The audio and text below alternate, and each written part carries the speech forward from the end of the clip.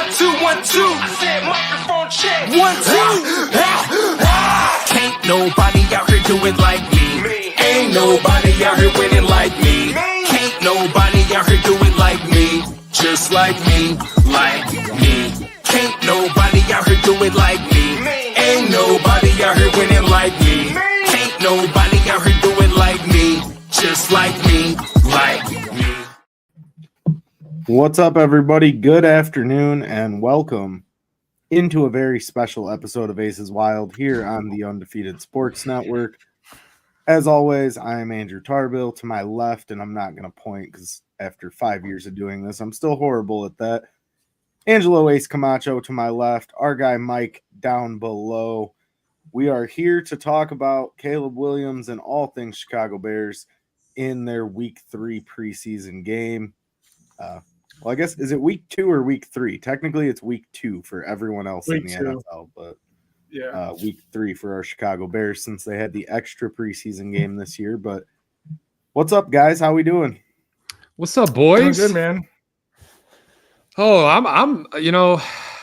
I live in Wisconsin, right? So up here, it's been a long, terrible life of shitty Chicago Bears football, and now I find myself in this weird situation where I'm looking at a quarterback, and I'm like, damn, they might have got it right.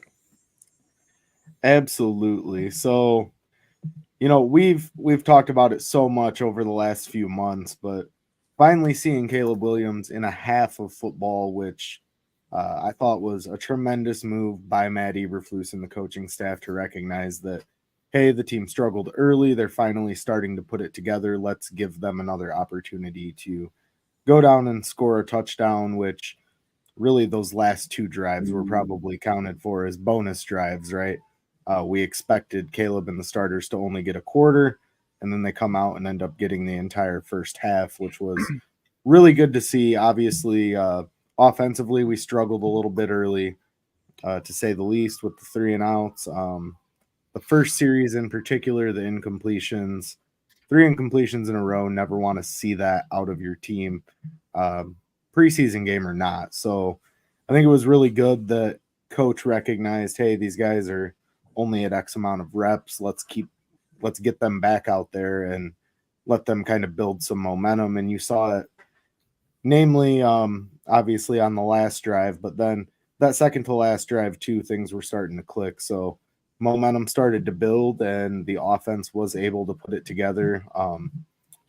Caleb Williams, not a fantastic day from a stat line perspective, but you did see everything. In my opinion, by the end of the first half, you saw everything that you wanted to see out of Caleb today. Do you guys agree? Yeah, absolutely. And I mean, I think you said it exactly right about I think the reason why we got that extra time with the Caleb and those starters is because I think they were only at like 14 total snaps before that second to last drive. So like their Right. reps were so low. So that's the bad part, because you shouldn't only have 14 offensive snaps at that point in the game. But Right. At least I agree with you. At least Eberflus kind of recognized that and said, let's try to end this game with a little momentum. And I don't know if you would agree with this, but it seemed like the field was really wet still when they first started playing. And I feel as they played, that field dried up. And I feel as you can see that field dry up, it kind of let them play a little more loose. Where that beginning of the game, it just felt like they were too worried about getting injured. So they were playing very conservative, not running as hard kind of thing, just with the wet grass. So I think as it dried up, I think that's what helped them play a little more. And yeah, I mean, if you look at Caleb's stat line, just these first 2 games, he's 10 for 20, 170 yards in the 2 games combined. He has 2 rushes for 20 yards with 1 rushing touchdown. You look at his stats overall, and it's not anything eye-popping or like, wow, he's going off. But if you're watching him play and you're watching these games, he's doing so much more than the stats show. Like that ball to Scott today, that ball was on the money. It was an absolute dot. and the Bengals defender knew it. He almost did it was like a horse collar look, like, type play. And, that's a big chunk of yards that would have been added to his yardage that didn't. And then what's even more impressive, it's hard to make that throw once. He made that throw on the money to come back the next drive and throw another dot on the money. So the 2 deep balls we saw from him were dead on. Yeah, absolutely. And I guess to elaborate on that a little bit, the first play specifically, we were talking about it a little bit earlier this afternoon, and it seems like that was one of those plays where the defender goes, I have to have some pass interference here, or it's going to be a touchdown.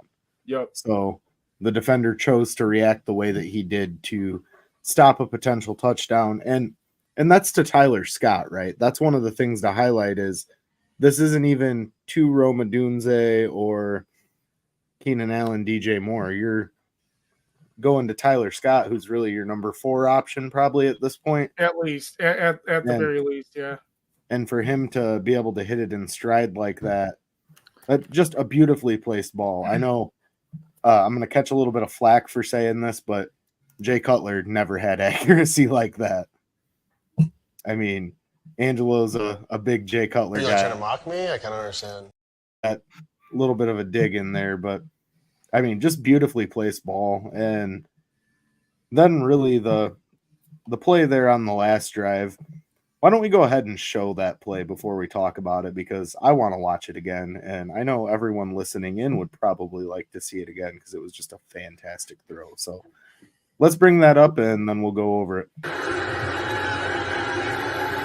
now empty set shotgun on 2nd and 10. This is a shot position here from the 48. He's looking downfield, nothing there. Spins away, throws on the move. It is caught! Rome Odunze connects with his fellow rookie. 1-9. Get used to it.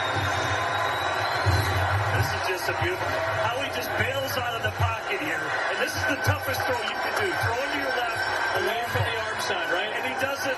That is in the bucket, off platform, away from the arm side. That's the type of stuff at USC that was dropping jaws of scouts across the country. And he does it effortlessly. And he's done it so many times where it's just commonplace. And now 1-9, number 1 pick overall tonight. These guys are going to make a ton of plays.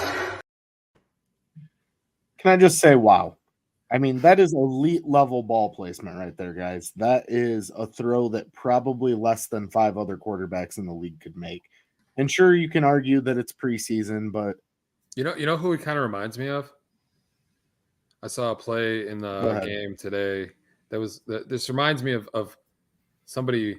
Well, and Tyreek Hill also had a little tweet out there today that Caleb kind of reminds him of somebody, and it's very, very similar to. Mahomes keeps it, goes behind the back. Kelsey's got it for the first down. Okay, this is a Chicago sports network. Unauthorized clips of other teams are not allowed. I'm kidding, but ultimately, that's the easiest comparison to make, right? Is everyone says that the things he's doing are Mahomes-esque.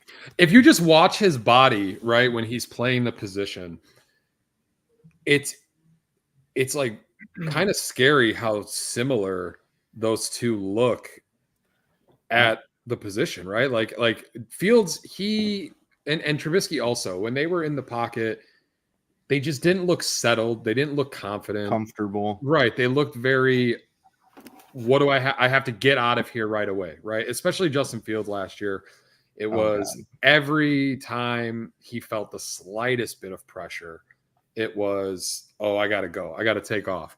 And we watched a play in the same game with the Bears today where Caleb got his first touchdown. It was a rushing touchdown, and we have that video also.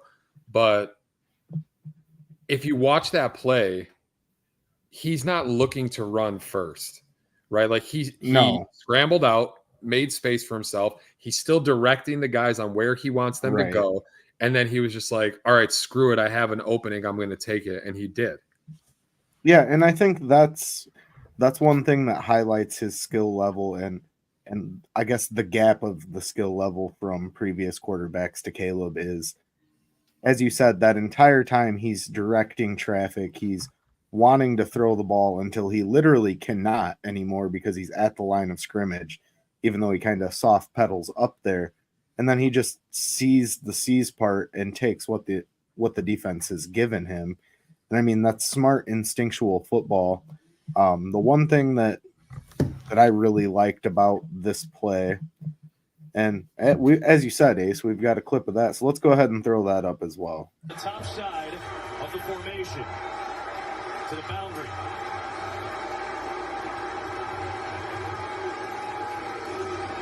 Williams, pressure coming. He felt it.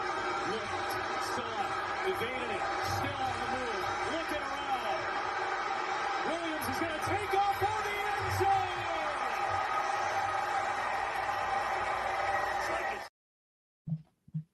You know what's even more impressive on that play, and I didn't even notice it until just now watching it. When he started running, he switches the ball to the left side.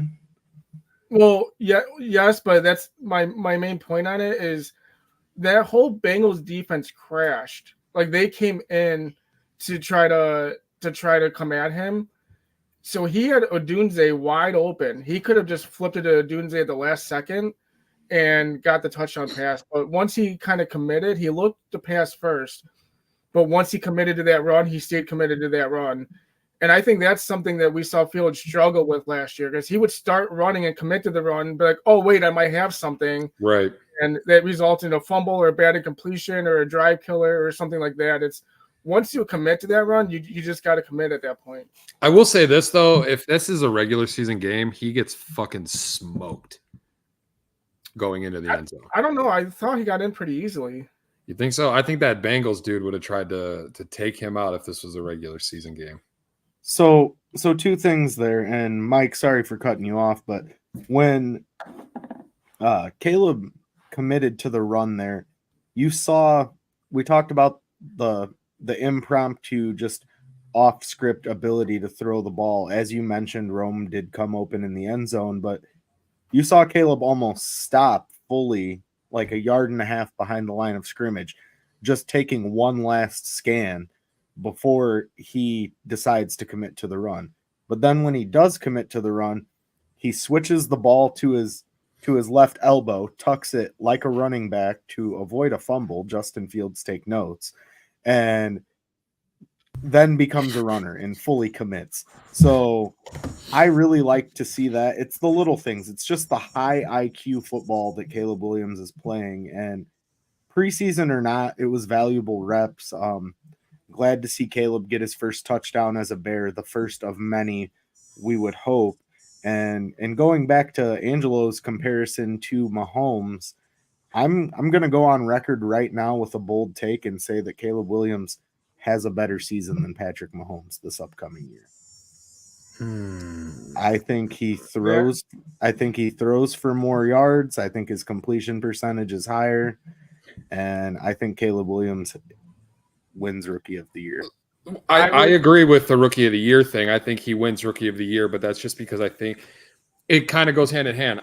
I think that's a possibility, but I also think that he has so many more weapons than Patrick Mahomes has on that offense, and it would be disappointing if he doesn't have a season that's and like I don't want to put expectations on him. Like we did that the last few weeks, we drank the Kool-Aid. We're talking a lot about, I expect 4,000 yards, 30 touchdowns, blah, blah, blah. And like, I mean, do I get a little crazy at times? Yeah, absolutely. But those expectations are very lofty, right? And like, I could come down to earth enough and put my Bears fandom to the side and realize like a rookie quarterback, what CJ Stroud did last night was a historic rookie season, right? For a reason. So the odds of him being able to do similar to that, it doesn't happen often, right? So there was I was listening to the pregame show earlier today, and they were talking about like, would you rather have the Bears be 7-9, but Caleb is the guy, or would you rather the Bears make it to the playoffs, win 11 games, and you're still, there were flashes of Caleb being good, but there were also really bad moments. So I'm going to stop you there, Ace. I understand the take and I respect it. However, I wholeheartedly disagree. I think with the talent on this roster, and Caleb's a big part of that talent, that if this team does not at least make the wild card, that's a disappointment for the season. The mark for me is this team needs to at least slide into the playoffs. I mean, I agree. I agree they should make the playoffs. They should have had 10 wins last year, right? But shoulda, coulda, woulda, but exactly. we lost 3 games in wholeheartedly historic fashion. Yeah, fashion. Yeah. Let's also remember that, so I hope we make the playoffs, but at the same time, I don't know if I necessarily agree it's a loss. And the only reason why I say that is because you have a lot of new faces on this team. You have a new offensive system coming into this year. You have a rookie quarterback. You have your number 2 receiver is a rookie. Number 1. And then you also have your starting running back and DeAndre Swift, who's brand new to the offense. So it wouldn't shock me if this offense comes off to a slower start once the season starts, just trying to gel together. I just want to see, my main thing this season is I want to see improvements on them throughout the season. I want this week to look better than last week. And do I think the Colts is 100% correct? I really, really hope that's the case, but I just want to see development each week from this team. And as long as we do, I consider that a success. Real quick, regarding your comment on more yards than Mahomes, I think we're forgetting how many weapons Mahomes just got this offseason. He just got, what's his name? Hollywood Brown to add to that receiving core. And they just drafted Xavier Worthy, which if you guys watch, he's an absolute stud. Yeah, we hear you, Joey. When you have that many extra weapons, that's also going to increase the value of someone like Travis Kelce. So, and as Ace pointed out, the season that Stroud had last year, it's historic for a reason. It's very rare. You don't see it. Even with that season he didn't even throw for more yards than Mahomes, even with that season he had. So I hope that's the case, but at the same time, if we start putting our expectations to Mahomes immediately, we're just opening ourselves easier for a letdown. Well, yeah, man. That's fine. Well, like you said though, for one, I'll go back. You can't compare apples to oranges. Obviously, you can't compare Trubisky to Williams. Absolutely not. We know Williams is up there, but it's like when we got Trubisky, we were it was new for us. We were given a whole different show, the different plays we were doing, and then later on, it's okay, they started catching on. It just got boring. We weren't doing that many trick plays. We weren't, all that. So Michael was saying, me personally, what I'm looking for is the Bears putting up points. I'm not worried about the defense. I'm not worried about the run game. I'm worried about us throwing touchdowns. And I will say this. I think the defense is I have higher expectations on this defense this year than I do on the offense. I think you're in the 3rd year of this defense with a defensive-minded head coach, a lot of the same pieces that have been in this defense for the last 2 seasons going into this year. You're looking at a team, Kyler Gordon played fantastic today. Stevenson. This defense, I feel like if they're not a top 5 defense, that is going to be disappointing to me. Well, they were a top 5 defense last year. So to your point, they were a top 5 defense last year. So I agree. If they are not a top 5 defense this year, then that's absolutely a letdown because you were a top 5 last year and you supposedly upgraded even still at defense. So right. I think top 5 should definitely be the case. I think they should even become top 3 defense when it's all said and done. So you look at what? Okay, let's say top 5 defense, right? And if you have an offense that on paper should be statistically a top half offense in the NFL this year, right? You would think. You upgraded so many positions. And that's the thing, we don't. that's a thing too. Like we don't have a number one. Like we have 3 number ones. You know, we got a veteran that's still in. You know, I mean, yeah, he gained a little weight, but he's still, you know, one of the best out there. And you know, Keenan Allen, and then DJ Moore, you know, signed his contract. He's happy. He loves where he's at. Like he's ready to ball. And now Rome, and it's like, you know, even though you made a little comment about how Hard Knocks has been boring. Me personally, like I really, you know, grew on Rome. Like he's like, just the way he comes off himself, and you know, he wants to be a leader. He wants to be better. He wants to grow, and he wants to help everyone. Like that's everything right there. And it's like you know, we only have Komet. Komet had a great year last year. You know, now we have, you know, Everett, which, you know, he's decent. I mean, like my only thing is I want to see what happens with the running game. But again, like we have the weapons now. The offensive line today, right. You know, just coming back from the game today, I'm like being there. It's like I'm still like I'm suspect when it comes to the offensive line. I will say this: the running game hasn't looked great in the few preseason games that there has been. They don't seem to have a lot of going forward. There's a lot of side to side where they're trying to use their speed to get around on the edge, but and Waldron's an outside zone guy. That's right. But I feel like a good offense has a good balance of when to use an outside run, when to go and just say, hey, we need to pick up 3 hard yards, go forward, get them. And I just haven't seen a lot of push forward with these running backs. And when they have tried, they're not getting the push that I'd like to see. Well, and I mean, maybe that comes later. Your starter.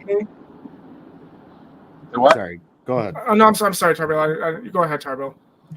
I mean, your starter in DeAndre Swift, the clear-cut number 1, did not play today.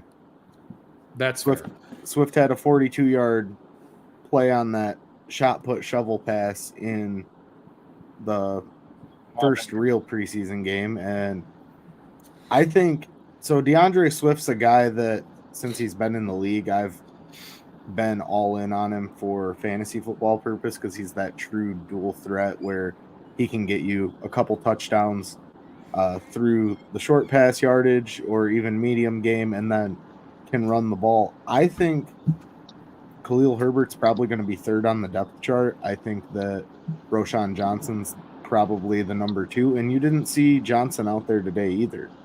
So, did you watch the game? Were you able to see the game at all today, Ace? I didn't watch the game. I listened to it. I watched highlights of it. I tried to watch as much as I could before the show. I did have to work, so I didn't get to watch every snap like I normally would have. But so, Tarbell, if you Joey watched the game, I don't know if you guys saw this play or not. There is a play that actually impressed me, and I've been on Herbert. I agree. I think Roschon Johnson should have been your clear number 1 starter last year. I think he should have got more carries last year. But Herbert had a run today where it was almost like a stretch run almost. Mm-hmm. And when he went to the right and immediately had the vision to see that it was not there. He stopped, turned around, and went to the other end of the field and ended up having like a 20-plus yard run in that game. That vision and that cut and that run was very impressive to see by Herbert. Now, was a great play. Herbert coming off of an injury, he really hasn't looked like he's lost a step in these first few games, right? So I'm going to say I don't think Khalil Herbert's on this roster at the start of the season. I think the Bears I think he's going to be a number 2. I think the Bears move him to add another depth piece on the pass rush side of things. I would be all for that. You have so much depth in your running back room right now. I don't think they will, only because I think now they're kicking themselves in the butt with the whole Montgomery thing. So it's like, I don't know. Like I think running backs are a dime a dozen, man. Like, and that's a hot take. But you say that, but look. I mean, and it's true. It is true. But look at the past couple seasons. When we had Montgomery, like he ran hard. He got us the yards. Now look what he's doing with Detroit. And you think, like, what if we had that offensive Well, the line? Bears had one of the top running offense in the NFL. Yeah, because of our quarterback. I mean, they still had running backs that were running too. That's what Yeah, I mean I mean, about but running it was backs a only dime for a the dozen. Like, I wasn't big on Montgomery, and even when he was here, he had flashes that he would look okay, but overall he was not very good. The only reason why he's doing good in Detroit is because he's behind the best offensive line in the NFL. I think we as fans also have a problem with like letting go of players that we think the team let go too soon. You know, like maybe the Bears might have let David Montgomery go too soon, but also like you're not going to pay. Why would you pay a running back? Look at all these teams that have paid running backs big money and how it has handicapped them going forward. Well, the Rams and Todd Gurley. Right. It's just a big difference because when Montgomery fits that line system, perfect. But with the Bears, he didn't have a Gibbs taking carries away from him. He was a 3-down back behind one of the probably top 5 to 10 worst offensive lines in football, and he was an every down back for us. When you go to Detroit and you have someone like Gibbs that helps keep your legs fresh throughout the game, and you're behind the best offensive line in football, of course he's going to look a lot better. It's like the same thing for us. Like our 1-2 punch that will forever be our best 1-2 punch is Jones and Benson. Like, so I'm gonna say this. I think the running back room is the least of my worries on this team, and that's strictly because like they're dabbling with Velus Jones back there. Like that dude is not going to make the team, right? I think he will. I think he will. I think he will. I don't know. I think he makes the team, but if he does, it's more of a special teams guy. He's been doing decent on returns. He almost had a nice one today where he was broken for a touchdown. Yeah, but he had a drop in the first right through the first one. Yeah, so I mean, I don't know, man. Like, and you're gonna put Velus in as your running back. Well, right, you're gonna put him in as running back, right? Everybody automatically knows that's the play you're running. You're running the ball to him. It's not like Percy Harvin, because at least when Percy Harvin did it, Percy Harvin was still able to be a wide receiver. Like, he might not have been a top-end wide receiver, but he was still good enough to draw defenses as him as a wide receiver. So you could run other plays. I can see Velus Jones. I can see him trying to, like, almost going into, like, how Cordell Patterson for the Falcons, where the problem is with Velus is they try taking downfield shots with him. He's not like he doesn't have the hands for that. But if he's in at running back, you can do a play action dump off to him. He can do a 5 or 10 yard slant. So I mean, he still gives you options in the receiving game as long as it's like short and simple. But it just seems like it's too many cooks in the kitchen in the running back room.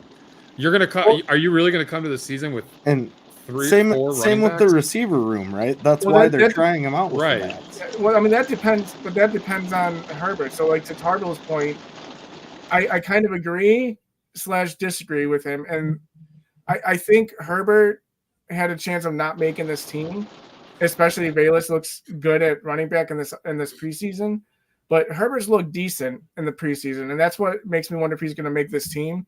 But I think I think it's either going to be Velus or Herbert as your RB3. I personally do. I know they have what's his name? I know they have Webster. I don't know how good he's going to be, but I think in the end it's going to be a Roshan Johnson and DeAndre Swift show in the backfield anyways. Yeah, I would agree with that. How about Rome Odunze though? And that end around play that he ran for 15 yards.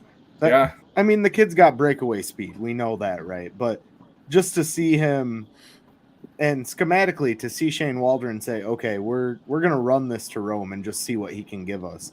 And it's just a simple, quick pitch, and it goes for 15 yards. Like, I love that. I love the willingness to try new things, especially in the preseason. This is the time to do it. So, you've got a potential weapon there, but really, I think the play that Rome had today in the regular season, that's DeAndre Swift all day long, going for 15 yards. Like, that's the thing. If you go back and watch even just some highlights of last season of DeAndre Swift with the Philadelphia Eagles, he was a very competitive back. I mean, consistently he had at least 5 multi-touchdown games last season, if I do recall correctly.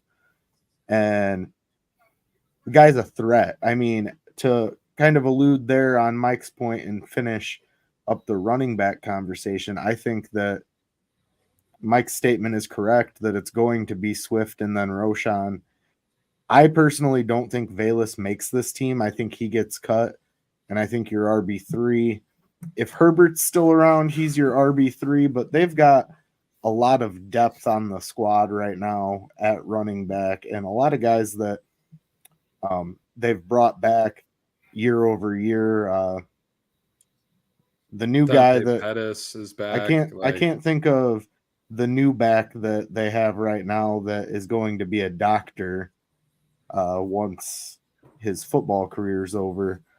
I liked what I saw out of him in the preseason, especially last week, not so much this week, but it's running backs are a dime a dozen. If you pay a guy, you end up in a Todd Gurley or Ezekiel Elliott situation. And, these guys are great for a few seasons, but it's very rare to have longevity at the running back position unless your last name is Gore, especially in this league. So I'm not too worried about the running back room.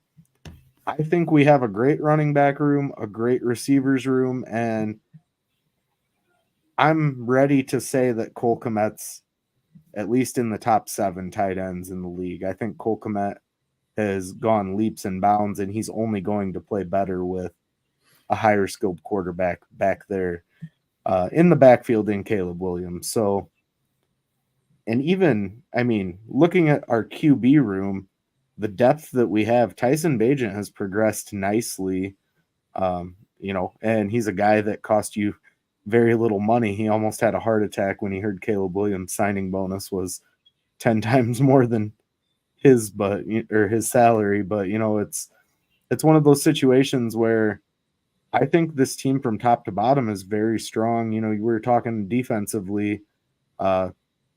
We do have a defensive clip we can throw up here real quick of Spidey today.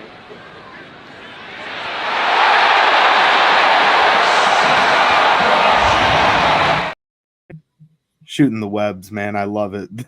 The enthusiasm by Kyler Gordon, but really the secondary with Blackwell, the backup, the second string guys rather, with guys like Blackwell, and then Baskerville's really kind of impressed thus far. I think there's not really an area of weakness on this team other than the edge rush that I see and go, man, we really need to go get somebody else, except for maybe obviously the offensive line needs to stay healthy and they need to gel as a unit. But so like I said, I didn't get to watch the game. I just watched highlights and listened to the game.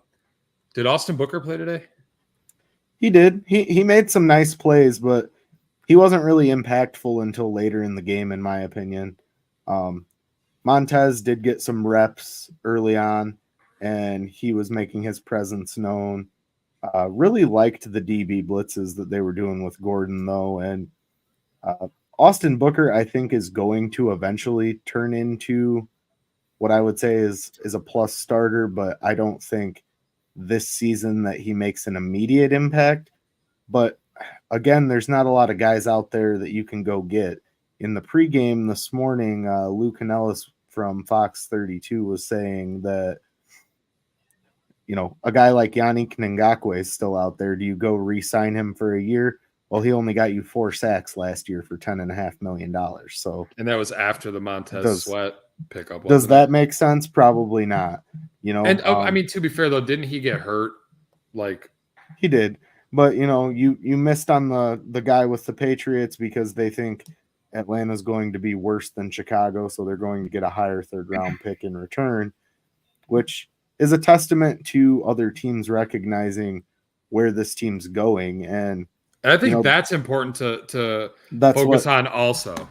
That's what I was going to say. For the first time in who knows how long, if ever, the Bears are getting the national media respect that they deserve. And it's starting to, guys like Greeny and Colin Coward are starting to talk about the Chicago Bears unit. And, you know, Mike Greenberg, formerly being a guy who covered Chicago sports and lived in the city, he's a diehard Jets fan, but he knows what the Bears have in Caleb Williams, and he's been, you know, saying that on a national stage for some time now. I do think he also did say Justin Fields would win the MVP last year. So I mean, okay, well, he does have a lot of everybody's wrong sometimes. Not on our network.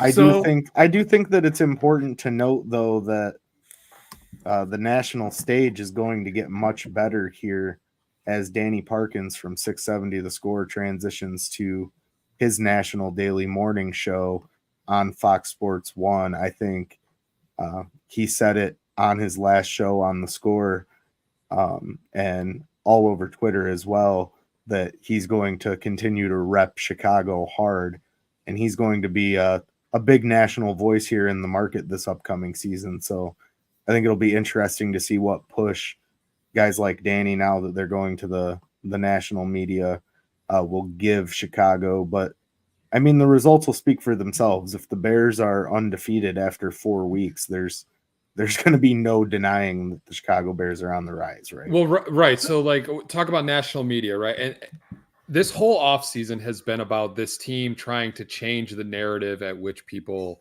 looked at them, right? They've been known as an organization that just can't get it right, that gets in its own way, that does things backwards, and that's why they went on Hard Knocks, right? That's why a lot of teams go on Hard Knocks, and that's to change the perspective of what you see from that organization on an internal look. And I know that that's a topic you wanted to talk about today, Tarbill, is Hard Knocks and how somebody is such a hater of it. So let's get into it. I mean, we played the trailer last week, and it gave me chills.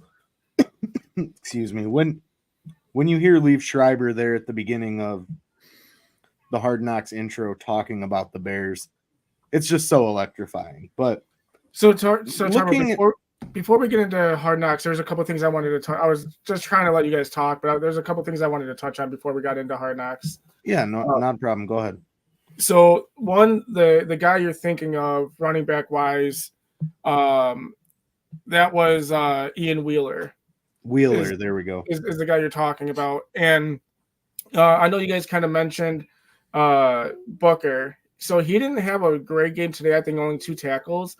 But last week he had 5 total tackles. I think he had like 3 quarterback hits last week, and I think 2 tackles for losses. So last week I think he had a really big showing game. And I'm glad that Ace brought up Pettis, because after the game Pettis had today, he's making an argument of being on this team because he had 3 targets, 3 receptions, 53 yards, 2 touchdowns, his long reception, the 25-yarder. He's really looked pretty decent in this preseason. And I get it. It's against backups, but you still got to make the routes. You still got to make the catches. You still got to play well. So, and that's why I don't think Velus makes this team. Right. Because he plays better than Velus Jones. He's played better than Velus Jones. But Velus wouldn't make this team as a receiver. And I don't think he makes it as a running back either. If you're just going to stick him to special teams, like Dante Pettis can do special teams for you. Well, I mean, Velus had 6 rushes. I think it was 35 yards and a touchdown last week. So I mean, he looked decent at running back last week. But nothing would shock me when it comes to Velus. I can see an argument for making it. I can see him not making it. I get it. It's Ryan Poles' first draft pick, right? So they're probably going to baby him a little bit more than they should. If this was just some random 6th round pick or a guy that they signed in free agency or Chase Claypool, right? But it's the first move that Ryan Poles made for the Bears. So and I'm glad that it's okay because it really is only miss, right? So. Well, and I'm glad you brought up Bajan, Tarbill, because I've been on Bajan since last year, it just seems every time that guy plays, he does what he's supposed to do, and he always stays consistent. Yeah, when he got thrown into a starter, that first game, I get he looked a little rough, but like that second game, he just looked better. He just seemed more comfortable. I think Tyson Bagent is a true good number 2 backup to your quarterbacks room. Yeah, I wholeheartedly couldn't agree more on that, Mike. I think that, for a guy who is obviously an undrafted rookie that the Bears just go out and sign, most passing yards in D2 history, Carlton Hill Award winner, all those things. Then you see, his efficiency. He's gotten better with the deep ball. We saw that today, especially that pass on the sideline to Pettis for the touchdown, the second touchdown. That was a nicely placed ball. Oh yeah, I mean, he put it in the exact spot it needed to go. He's efficient, and it's so important to have a competent backup, right? And there's no competition except the old racist guys on Twitter that are saying that Tyson Bagent's better than Caleb Williams. Unfortunately, you still get a few of those in the woodwork, but overall, I mean, there's no competition. Everyone knows Caleb's the clear-cut starter. But it's important to have a competent backup, and I think Tyson Bagent is exactly that. He's a guy that could have a great career with the Bears as a number 2, and we know when he steps in, we still have a chance to win the game. He's going to manage the game effectively, not be too high, not be too low, but at the same time. And all you ask of a backup is to just keep your team afloat until the starter comes back, right? Yeah. So if you play 4 to 6 games, you're going to get into some dicey territory, but that's most teams when they lose their starter and a backup has to play that kind of level of games. So I think go ahead. I thought last year with how good he looked, I was even on the record of saying if for whatever reason you didn't get the number 1 pick and you didn't get one of those quarterbacks you wanted, I would have liked to see Bagent as a starter this year over Fields. I like his development. I like his decision making. I think he's a better passer. I agree with that. I know I might get a lot of hate for this, but I really honestly do. If I had to pick one quarterback for my team right now, I'm taking Bagent over Fields. I would agree with that. Justin, I mean, look what he's doing in Pittsburgh, bro. Like they're taking reps at wide receiver, and like clearly there's a disconnect there. And but how many people did you see they made all these excuses for Fields? And I was one of them. I was too. I was too for the first couple of years. I was too, but then this last year, I said, I'm like, if we don't see a big significant development from Fields, I'm off the Fields train, and that's exactly what we saw. We didn't see him get any better. And go for it. Sorry. That's one thing that, I was even saying at one point in time, like, with all of these offensive weapons, Fields probably could have made it work. But after watching Caleb play 2 weeks in a row, I have absolutely no doubt in my mind that the Bears made the right choice. And here's my thought on that, Tarbill, with the Fields could have made it work. He might have been able to make it work. I think Fields was so just unsure of what to do that he didn't know if he should run or throw, and it would have. We watched it last year. He zoned in on DJ Moore all season, right? That was his safety net. That was the guy he went to. I think the other guys would have gotten lost in this offense. He would become very DJ Moore heavy, and I think what's good about Caleb is he looks to distribute the ball across the field, not just, hey, I'm going to zone in on DJ Moore over here. Right. He's looking, where is the right move? Don't just force it into DJ because you have no other option or you think you have no other option. Where is the right play to make? And that's what he's been good at these first few preseason games. Well, right. the thing with Fields is even if Fields had these weapons, he still holds the ball too long. He still doesn't trust his first read. He still looks at the guys and debates and hesitates if he should make the throw. Where Caleb, if he, like last week, I think his first pass of the preseason last week, he went back and he saw the guy about 10 yards away and threw a bullet to him. He just saw it and he ripped it.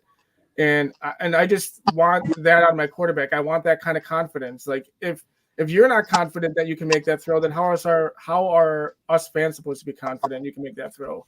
Right. Yeah, for sure. Looks like we have a turtle. Turtle. What's up, man? What's up, brother? Boy? Everybody wish Turtle a happy belated. Thank you. Thank you. Another year older, another year wiser. Well, we told him happy birthday on his birthday because we're half right for sure. We'll see about the second half.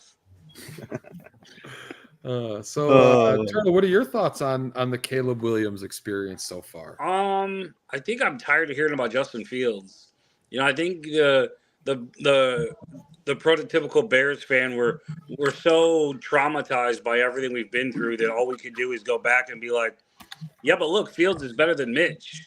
But look, Caleb's better than Justin. Like, I think at the end of the day, we could just look at it and say he looks the part. Like, right.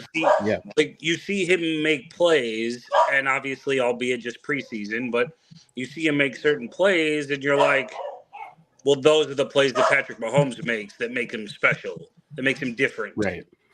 Like I think it wasn't it you, Turtle? Wasn't it you, Turtle, that after the Super Bowl we did a show, and you were like, watching Patrick Mahomes do what he did in that Super Bowl is when you kind of made the full, let's go get Caleb because we know that Fields can't do that. Right. Like, I fully believe you can win with Justin Fields, but I don't believe you're going to win because of him. So if you don't feel you're ever going to win because of him, what are you doing? You already got a guy you know is not the guy. So at the time we said, well, maybe Caleb's not the guy, but we know Justin's not. You have to take him. Right. But now you look at it, now you see everything Caleb Williams is, and you heard all the well, Caleb is this and Caleb is that, and well, this is going to come with him and this baggage comes with him. So There's far, no albeit very short sample or small sample of him, there is no baggage. Like, he's just going to come in and be a guy, but he does all the things you want him to do. Like, he leads off the field as well as on the field. He definitely leads on the field.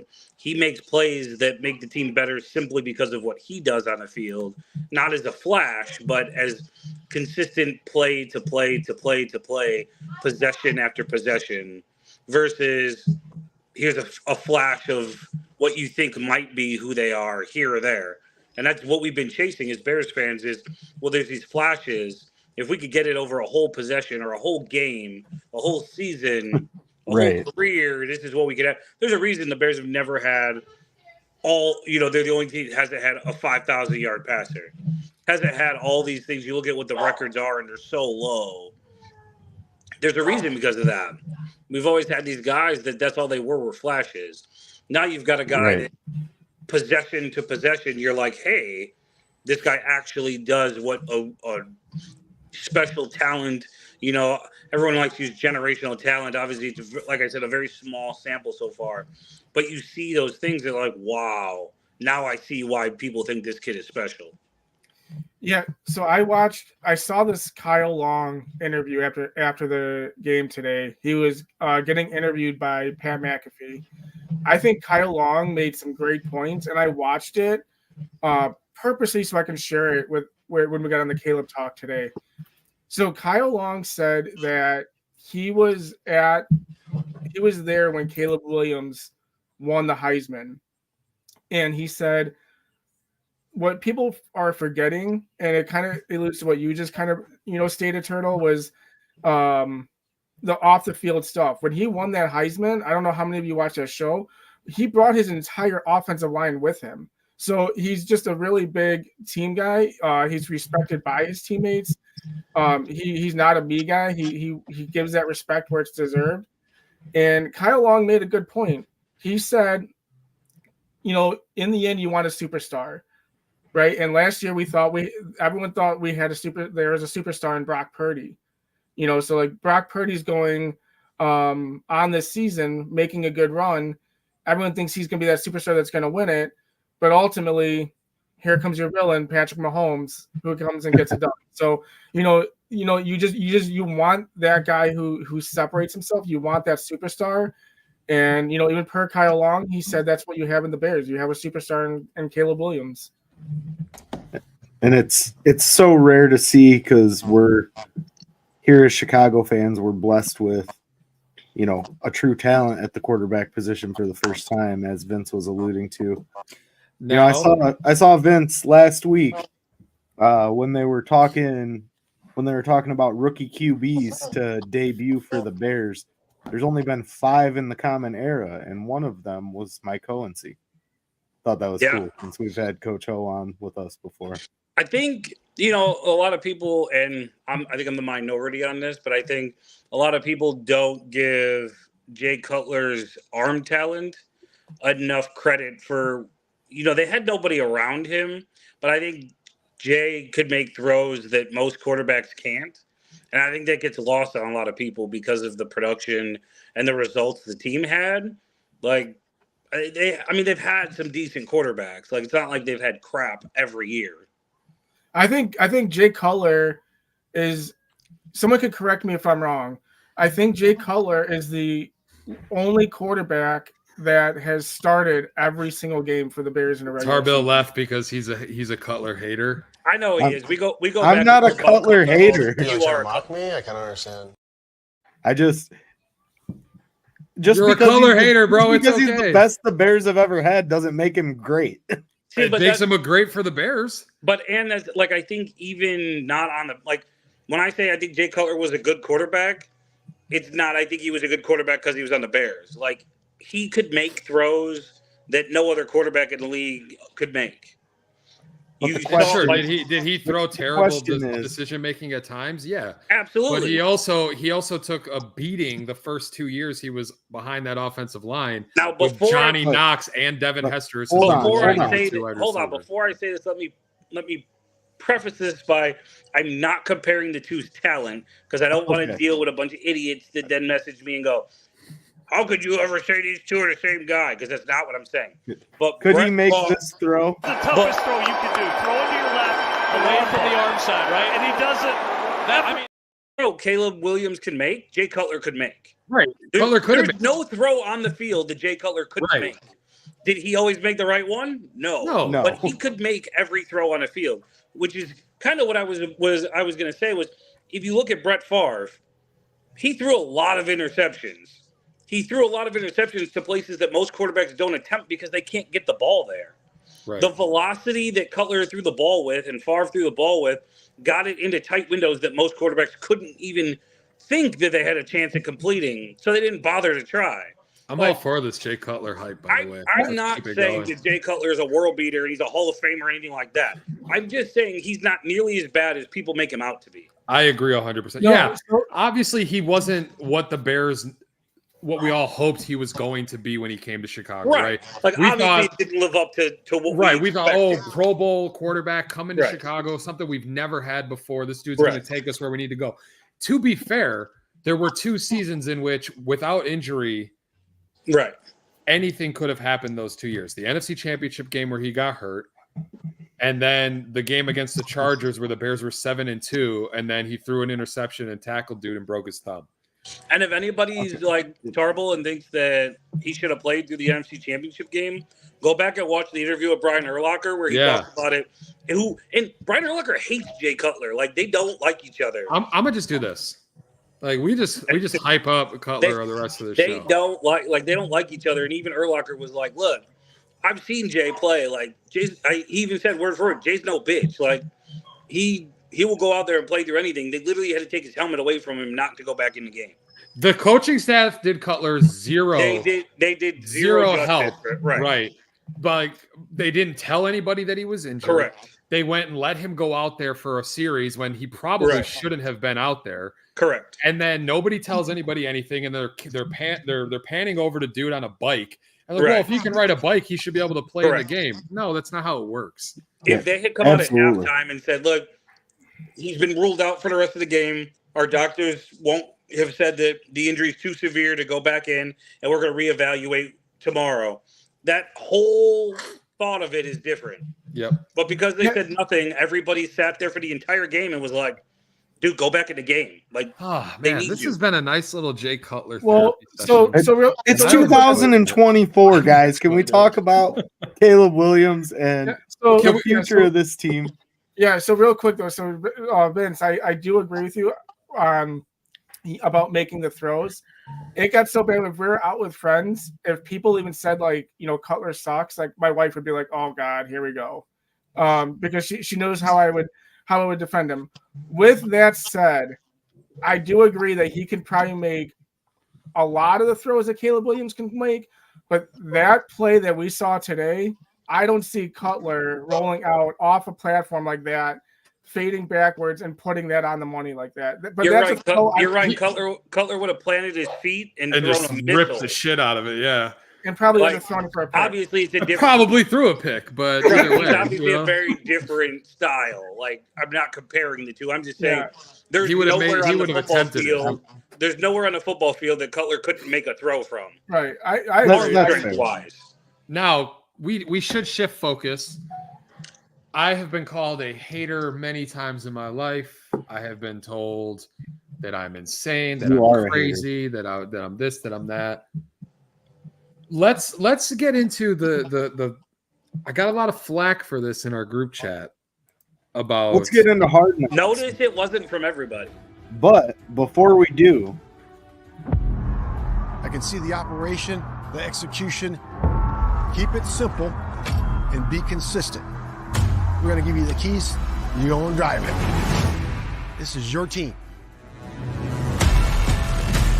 You better come to play. Rough and tough monsters of the Midway. You're going to get hit, and it's going to hurt. I like this guy body.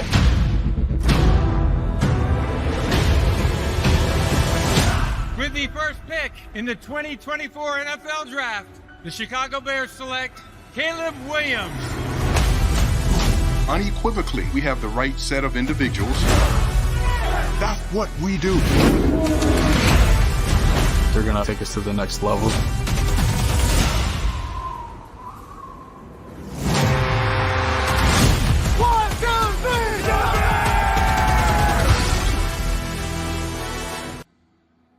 Okay. All right, real quick, because I already knew you were gonna be like, how are you not hyped for this? Blah blah blah.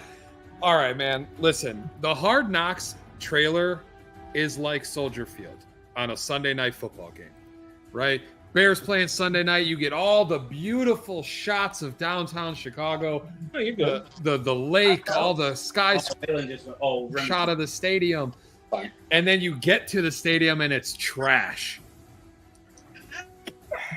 And that's where I'm at with this Hard Knock season. Maybe it's not trash. Maybe it's not trash. But as a Bears fan, I was so excited for this season of Hard Knocks. I like Hard Knocks. I know a lot of people don't. I like the behind the scenes on a lot of different things like football. I love the Last Dance scene, all the behind the scenes stuff. Hey, look, it's a baby turtle. Hi, John. But so, I was so excited to see Hard Knocks feature my favorite team, the Chicago Bears, and I was so ready to just love this season. First episode, dog, boring. Second episode, boring stop. Even more. The most exciting thing in the second episode was Angelo Ace Camacho was DJ Moore removed from the chat for vulgar and unnecessary to the language. stupid ice cream museum downtown. That was the most exciting thing on that episode. Man. That was cool. Yeah, okay, cool. But I want to see whatever happened. One. Hold on, I'm not done ranted. Whatever happened to the cussing for one? Like, bro, it's on HBO. HBO had Oz. HBO had Sopranos. HBO had Game of Thrones. Man, people sleeping with their sisters and stuff. Like, where is some shit, some damn, some fuck? Like, where are these words? I know that's what happens in NFL locker rooms. Two, the storylines they're following, like, bro, nobody gives a shit about the fifth string quarterback and that his parents came from Florida to watch him play, and it got stormed out so he could. Duh. Guess what? He's not gonna be on the team at the end of the year anyways. Also, the only really great part of this series so far was in the beginning when they introed Caleb Williams to the Bulls entrance. That was it. Okay, that was awesome. The Canadian Eagle singing in the fucking Speedo was great. And you all rip on me for liking Rhea Ripley over here. This guy's slip talking and about slide, listening to X Gon give it to you while they're doing slip and slide. The slip and slide was awesome. Yeah, Caleb Williams getting shit thrown at him because he can't sing. That was awesome. It wasn't that great. The successful passes that we've seen, like all the tape that we've gotten to see of Caleb to Rome, Caleb to DJ, Caleb to Keenan. How can you not be excited? Let me ask you this question. With how accessible football is on social media everywhere, Twitter, YouTube, all this shit. Hard Knocks is supposed to be an inside look at shit you can't see. It is literally a watered down version of what the Bears already put on their YouTube channel. You got to see Matt Eberflus speak to the greatest college football coach of all time. Yeah, and people think it was scripted because of that reason. You think Nick Saban just showed up to practice because they're like, hey, Nick Saban wants to come and check it out? No, absolutely not. Because Nick Saban was bored. He was like, you know what I should do today? I should go to the Bears practice. Like, oh, yeah, Matt Eberflus was a player of mine. Let me just go say hi. Shot. He was his guy. He was the number one defensive player on that Toledo team. Awesome. Yeah, like 40 years ago. And he said absolutely nothing that everybody in the world didn't already know you had to do. Yeah, but he might be a superstar quarterback, but it's all about development. It's always about development. They set up all of these right on camera. Caleb Williams has it. Thanks, Nick Saban. I'm glad you said that. It makes me feel so much better about Caleb Williams. Yeah, because his quarterbacks have been so successful. Why don't you ask Nick Saban what he did with the Miami Dolphins? Now you're comparing apples to oranges. I said the greatest college football coach of all time. So go back to college. Whatever. Well, I'll tell you what, when Northwestern has a Hard Knocks, he can go there. Now, I will say this. One part that I really did enjoy in the show was when they were all sitting around the table getting ready for the Buffalo game, and they're talking with each position coach, the offensive coordinator, defense coordinator, and they're like, there are cool things. Right, but it is a boring all-around season. There is no storyline that they are following. Dog, they're following Velus Jones as their main storyline. Hold on. Yes, because it's the third largest market in the NFL. Time out. Of course it is. I have a few things to say, and you just hit on all of the things I want to talk about. First off, Velus Jones. The show is stupid because they act like everybody's an idiot that doesn't know anything about football or sports or the Bears. Anybody who thinks Velus Jones is competing with Khalil Herbert for a roster spot is an idiot, an absolute idiot. It's Velus Jones versus Travis Homer for a roster spot, not Khalil Herbert. And Hard Knocks sets it up like he's going against Khalil Herbert. They're idiots. And Khalil Herbert might not even be on the team. And then you two on the other side of this screen over here, I got something for you two. Every time Ace says that this show is boring, you both say, well, it's got the most views ever. So there's a bunch of idiots that watch it that thinks it's exciting. And the Bears are a hot topic. Always. Frankly, the Cubs always had sellouts. They were the worst team in baseball. They still sold out. Doesn't mean they were a good product. You two always go to that is, well, look at all the views. I don't care what the other views are. You keep saying always. I literally said it one time. No. One time is enough because that shit put me to sleep. I said it one time. I tried to watch. Horrible said it too. I'm gonna tell you this: if I wanted to watch it on CBS or not CBS, on like PBS, I could probably enjoy it on PBS because I'm like, yeah, this is a family-friendly network. They have Arthur. You just swear more than the Magic School Bus was on here. I swear more than the Hard Knocks episodes. I said shit, fuck, damn, all in 30 seconds. They haven't said it once on the whole show. I saw when the Canadians. Was it the Canadians? No, it was the Capitals. It was the Capitals and the Penguins were going to play in the outdoor game for the NHL, and they followed the two teams around. Dude, every single play in hockey, there is the most outrageous language I've ever heard in my life. They get to Hard Knocks. They get there and they're like, "Oh, you want to have a cup of tea?" No, I understand. Swearing isn't it's not the end all be all of this product, but what it makes me think, but it makes it feel more natural. Right, and it makes me feel like the Bears, bless them, They want to be a family-friendly organization. I get it. But, like, it makes it seem like they have a lot more editorial rights than they should. If you're trying to get a true inside look at a franchise, a real inside look, right? Jalen Johnson talked about the top 100 list. He swore there. They cut that out. Like, there's just moments that don't feel organic. It feels kind of forced, and it feels very. There's not enough football for one. Like, I got a question for the co-producers over here of Hard Knocks. Does it make you guys feel more in tune with the Bears, or like you're ready, like you're amped up for the Bears season to know that Absolutely. 100%. You didn't even listen to the question yet. See, that's your two's problem. You're always answering because you think you know what the question is. Yeah, they answered before you even said a word. Does it make you guys feel more in tune with the Bears that you know that Matt Eberflus's wife is the reason he kept his beard? Or that he gets his hair cut at Hallis Hall? You guys, that hyped you? Cares? You guys just said how you want to see the behind the scenes and there's stuff that you don't see. Football. I don't give a shit that his wife sent Ryan Reynolds pictures to the barber. What do you want to see that you haven't seen? I want somebody to go to Ryan Poles from Hard Knocks and be like, hey, Ryan, why were you trying to trade up to get Roma Dunze when you didn't have to? Or, hey, Ryan, tell us about do they do that on other years? I don't care about other seasons. This is the Bears. Is it that vastly different from what they normally do? It is a lot different from the I'm Jets asking. one That's a question. I don't know. I don't watch Hard Knocks every year. I'm watching it. No, the Jets. There's not that much difference between the Jets one. There's not much difference between this one and the Lions one.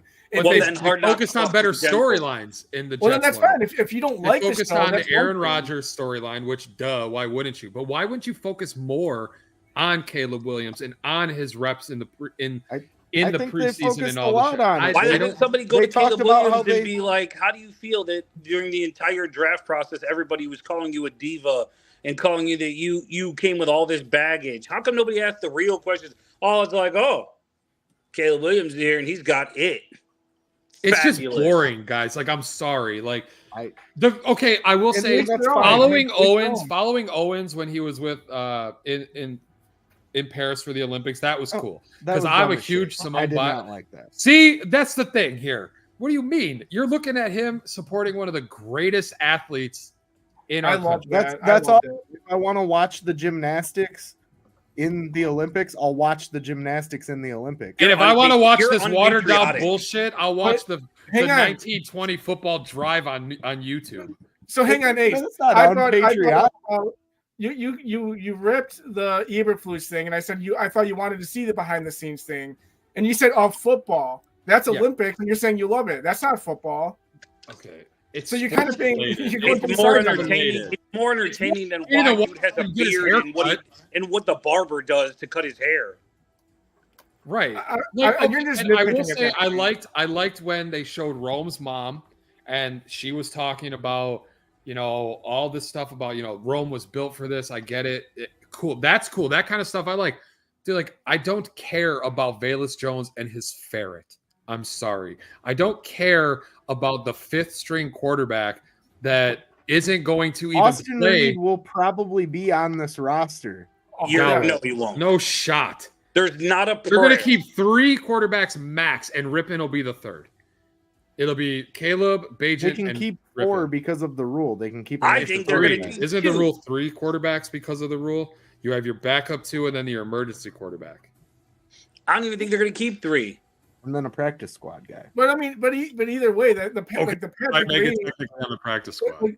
You're bashing the Patrick Reed. I mean, I honestly, when I was watching that and I saw the Patrick Reed thing, obviously I knew how the game ended, but that legit made me just as Austin Reed, right? Oh yeah. Is it Patrick? Austin. Yep. Austin. No, it's Austin. I didn't know there was another person. No, that's my bad. Thank you.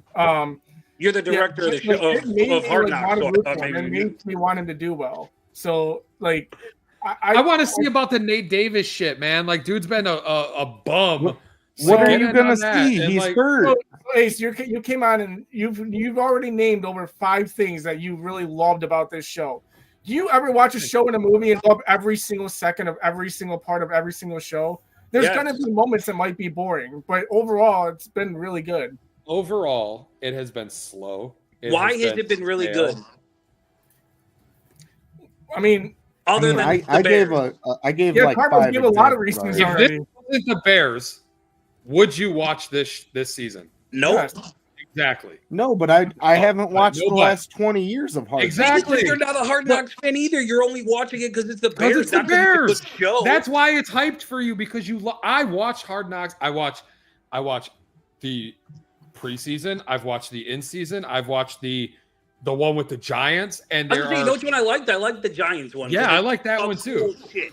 I think it would have been cool for the Bears to do that one. So to do the one that the Giants did. So Ace, here's a comparison.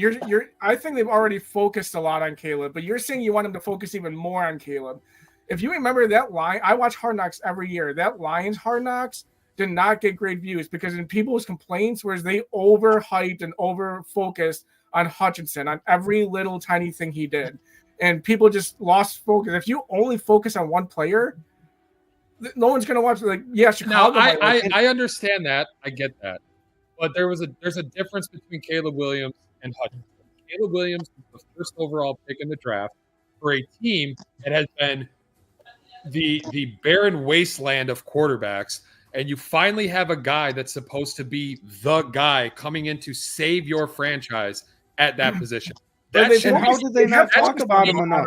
That should be the biggest storyline every episode. And I'm not saying it's got to be the whole episode. I wish they would have done the off-season one. It would have been so much better to see like what went into Ryan Poles with DeAndre Swift and going through the other dudes that they didn't offer contracts to, and the guys they brought in, and the Keenan Allen trade, and the build up to what went into selecting Caleb Williams to not, whether they were going to trade, whether they were going to trade back, whether they like somebody else, what they were going to do with the second pick. All those things would have been much better than this crap they put out there every week.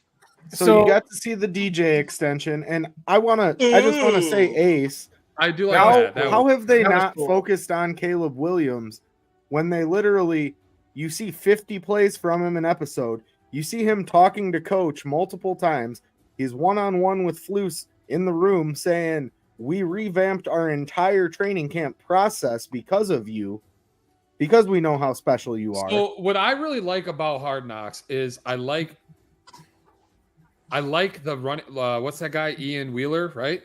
Mm-hmm. I liked that segment. I thought that was interesting. I like to see how the player and the coaches interact together. You really haven't watched Caleb really interact with any coach on the sideline in an, I wouldn't say like intimate setting where you're talking about certain ways that Caleb can improve other than Flus being, what did he say when they were sitting in the room? Like, you could do the off platform throws, but make sure you plant your back foot, whatever, or add arm strength, whatever. Like, I don't know. It just seems very unorganic. Hey, but that throw today was exactly what he was talking about. Right. It just seems really unorganic to me. It seems like the Bears have more creative control than. Well, the fact that Caleb and Rome didn't sign until Hard Knocks got there. Like, they waited to sign them until they could do it on Hard Knocks. Like, anybody thought they weren't going to sign. Right. Well, so I watch Hard Knocks every year.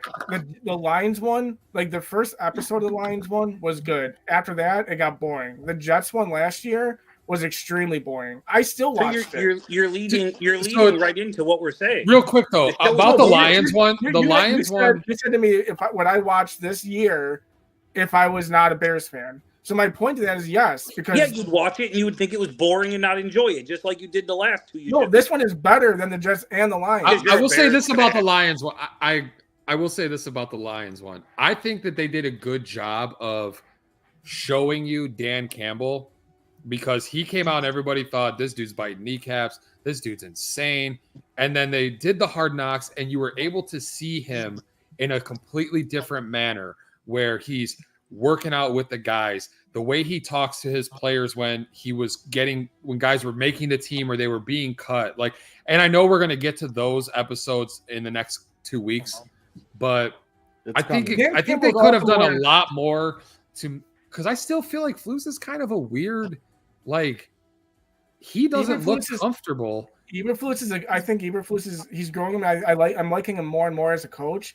But entertainment wise, Dan Campbell's more of an entertaining guy than Eberflus.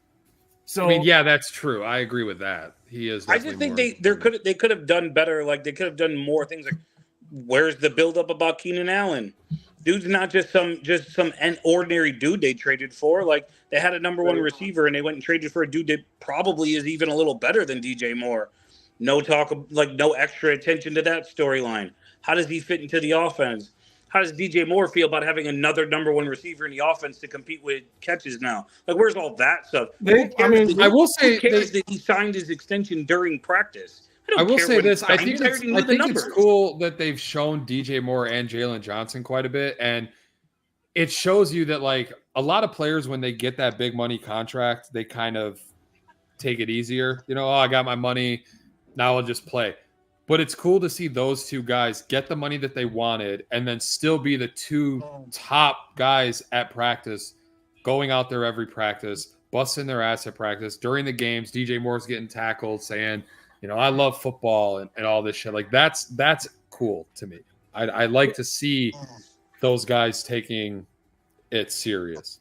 Yeah, I mean, if you look at it, yes, obviously, no matter what you watch, any Hard Knocks in the past, this one, most shows or movies, I wish they did this, I wish they did that. Yeah, obviously there's stuff that they could have added that would have probably been would have made it more entertaining to watch. But I don't think because it's not there, it means it's a bad show either. I've still very much enjoyed the show, but it's like any movie or any show you watch, it's to each their own. I'll tell you what I really enjoyed. And we're only two episodes out of 6. Right, exactly. Well, those two aren't captivating very much. But anyways, I've really enjoyed Receivers on Netflix. I think is a good show. Like, I would like to see Did that. You watch the quarterback one?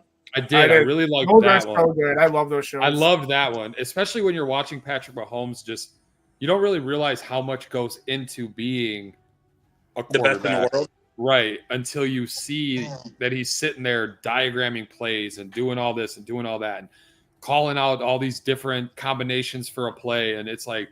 You just see him on Sunday. You see him go out there and play, but there's so much more. I hope they bring that back, quarterback, and it would be cool to put Caleb on something like that. Or if they bring receiver back again, to put, you know, Rome or DJ Moore on that to see that kind of stuff. I think that would be more entertaining. I've always liked Kirk Cousins, but the show Quarterback made me even a more Kirk Cousins fan. I agree. From that show. I agree. I've only watched a couple episodes of the receiver one. I did not watch the quarterback one, but sounds about right. Packers suck. I mean, either way, I don't think we've seen enough to judge the entire body of work of Hard Knocks. So I don't know if y'all watched Deadpool Wolverine yet. Any of you guys? No. None of you? I haven't seen it yet, dude. I've been a little busy. Yeah, you have an excuse. I understand that. He's got a baby, and I'm. We spent 23 days in a row at the NICU. Like, we've been a little busy. Right. I feel that. My son was in there for a month, too, when he was born. So I feel your pain, brother. That shit was crazy. I bet. Now, I'm too cheap. Sometimes if you start a season of a show, right, and the first episode is shit, you're like, oh, I'll give it one more episode. Maybe the second one will be better. And then the second one is shit. The odds of wanting to watch the third or fourth or fifth or sixth. I will say two of my favorite shows started off that way and were absolutely god awful the first season. And I'm very glad that I stuck with it because Breaking Bad and Game of Thrones were so slow to start that turned out to be great shows in my mind.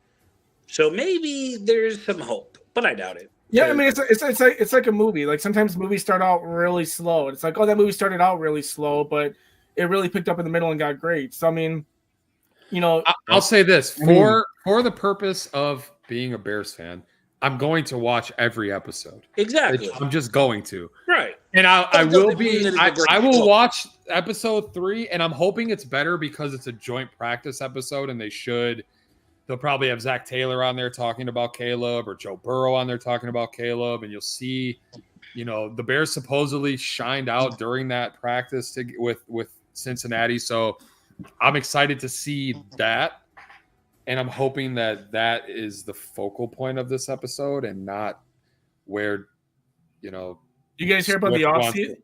You guys hear about the mid-season division Hard Knocks? Yeah, it's the AFC North, right? The AFC North. That should be pretty. Cool. That should be pretty cool to watch. Yeah, that will be cool. I think they're going to do the AFC North or NFC North. They're going to do 2 teams an episode, I think, kind of like they did with receivers. I think so, Vince. I think the reason why they didn't was because you already had Bears and Hard Knocks. I know, but as a Bears fan, I think everything should be about the Bears. I agree.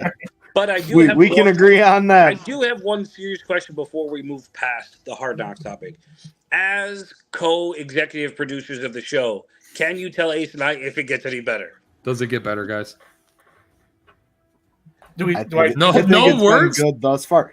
Literally, I will say this: you guys two are horrible executive producers. You two on this half of the screen are the only 2 people in the entire United States that do not like this season of Hard Knocks. Clearly, you haven't listened to ESPN 1000 at all. My thing is, the whole station hates it. Just because people watch it doesn't mean they enjoy it. Right? It's Bears. You're going to watch it.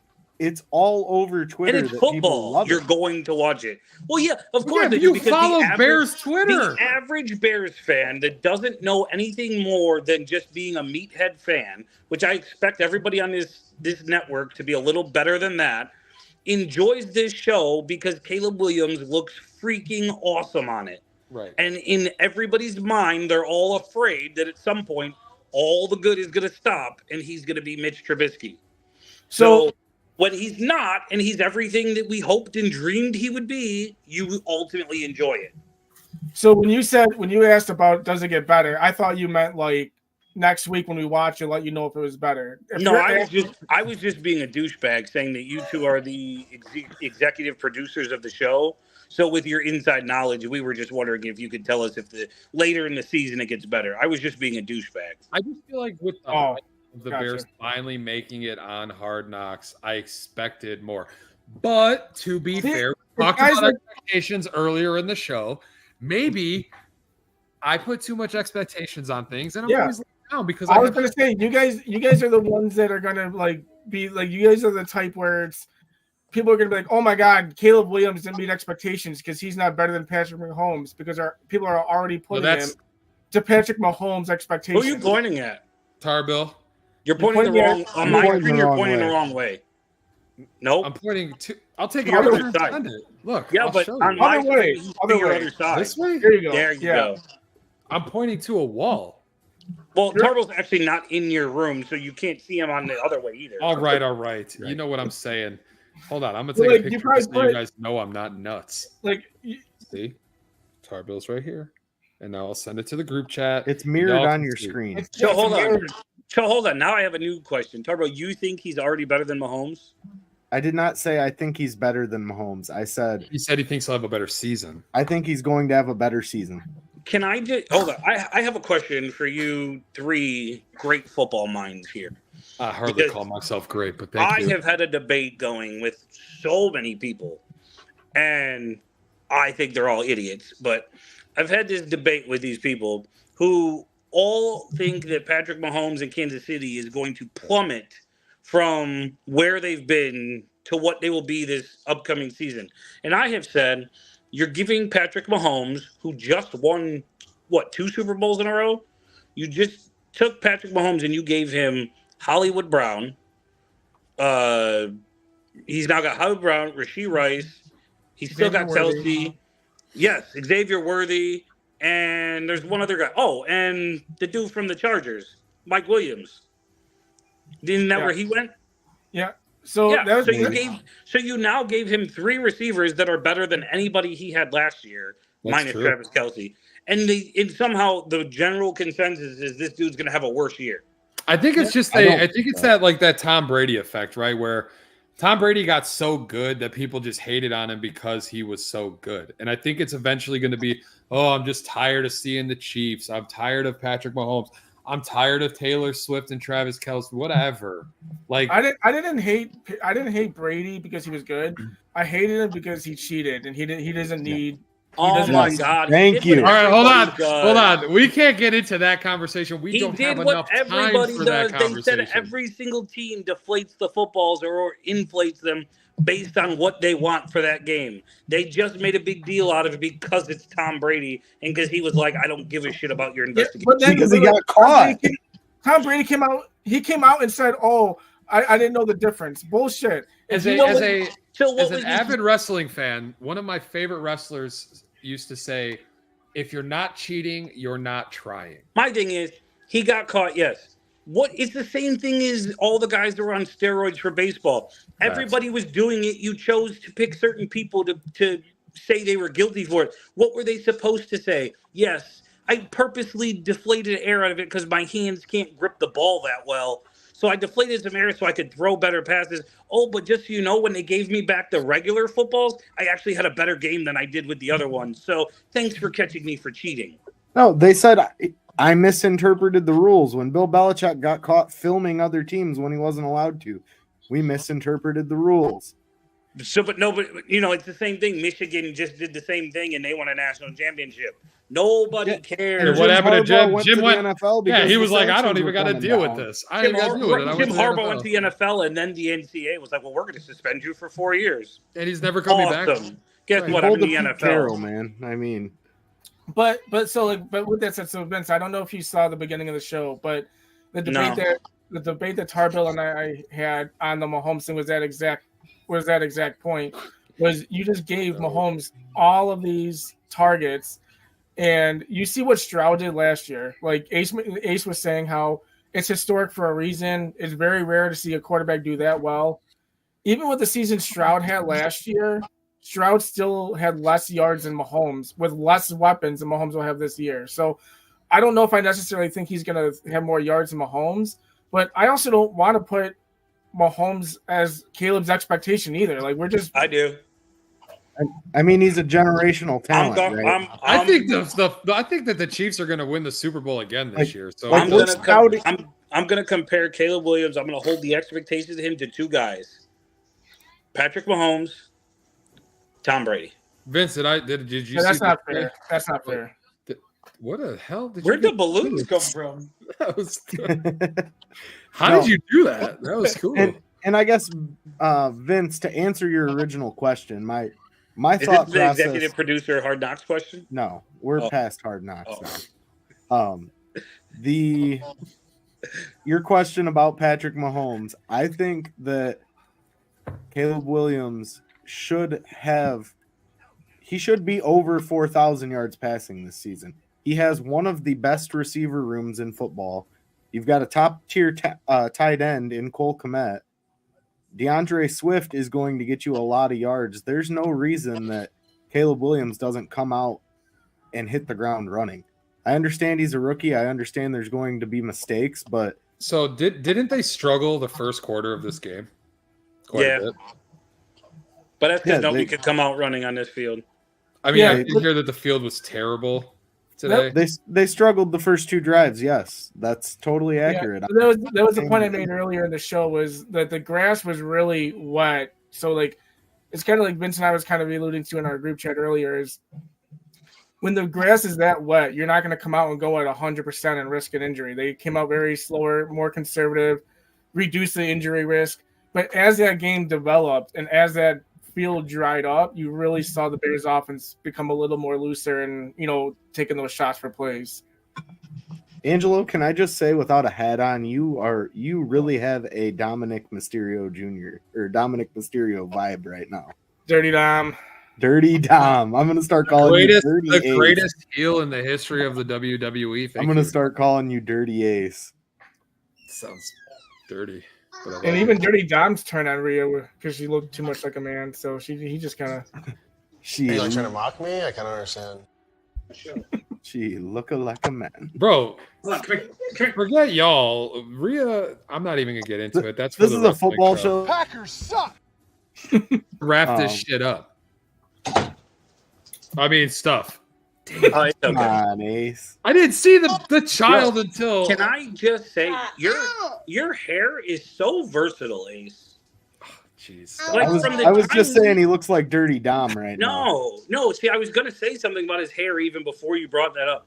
Back in the day when we were down a dial, we used to talk about how great of hair you had. I know. I was the guy with the good hair. Through the years, your hair is like just become an entity of its own. Let me just tell you, I am gonna to save that clip because that's one of the greatest compliments I've ever gotten. See, glad I can help you out.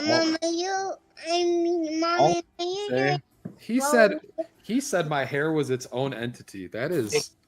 I always said I was the guy with the good hair when we were on the other network. To be fair, I was like the only guy with hair, so it wasn't really a high. You're a clown. Clown. Tell him that Hard Knocks isn't good. Hard Knocks. And to be fair, I guess on this little network, this iteration of us, I might be still the only guy with hair. My son's got a full head of hair. Shaved is a hairstyle. Thank you. Okay. Agreed. Can you style it? Playing over here chilling. But I have the best beard, so yeah, this is like 33 years of growth, and it's terrible. If work would let me grow my beard out, I would. But... What are you doing? Are you trying to hang up on them? Do you think they're that boring? No, that's Hard Knocks, but that's a whole. All right, Hey, Daddy, I'm just sitting over there wide awake. we can't be negative here, guys. We have Packers suck. Third time I played that drop. Stop with that drop. I need to wrap the show. We're in an hour and a half. I'm revoking your privileges. I'm just kidding. But ultimately, used to run when I brought her over here. We have Caleb Williams. We have Roma Dunze. The future is bright, boys. Let's not be negative. Watch Hard Knocks, even if you hate it, whatever. Thank you all for joining us this afternoon and into the evening while we talk about all things Chicago Bears here on the Undefeated Sports Network. As always, we appreciate each and every one of you. Please be sure to go like, subscribe, and follow our pages on Twitter, YouTube, Facebook, and Twitch. And look forward to more content coming soon. We'll see you next week, guys. Have a good night.